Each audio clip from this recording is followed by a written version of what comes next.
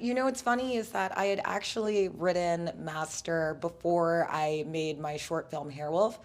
But I was a tutor living in New York. I was in a writer's workshop, and I wrote the script kind of motivated by my table read date for the workshop. That was the only motivating factor, was basically, okay, we're going to have to do a read.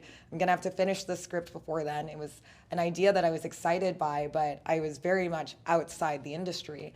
And then by the time I made my short, I was able to get representation, and my agent asked me, so, what do you have? What are you interested in? And I whipped it out, and that was the start. We started before the pandemic. So we went into production February 2020.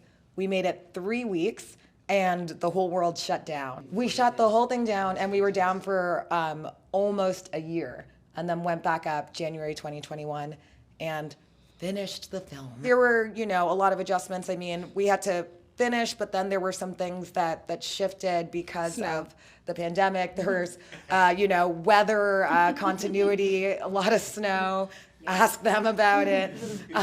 So there were some pickups, and there were, and then there were just like a lot of scenes left to shoot. I met with Mariama, and I thought she was so talented, so smart, had such an incredible vision for what she wanted, and so I was really excited to jump on board. I play Jasmine Moore. She is a college freshman going into her first day of college. That's when we meet her.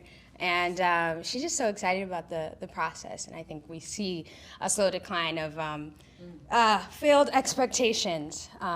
So that's what we watch Jasmine go through that entire process. I play Katie, so that's one of Jasmine's friends in her little friend group that she makes when she enters the college, Ancaster. And I think Katie represents, like the other girls, they all have their own little special things, but you kind of question throughout the whole movie, are they actually there to support her, or are they part of the problem? And for the audience, do you see yourselves in some of these people? And it helps you think about her support system in the storyline a little critically. I love horror. I definitely want to make more horror films, but there are other genres that I'm really excited by as well. I love noir. I mean, it would be a dream for me to do a super, I love, the more convoluted, the better, like the Maltese Falcon, you watch it and you're like, oh, yes, none of it makes sense, I want to do something like that as well. Like, I have some other ideas about genres I'd love to play in. I have a script that I want to write, and I want to get into it basically as soon as I get back to New York.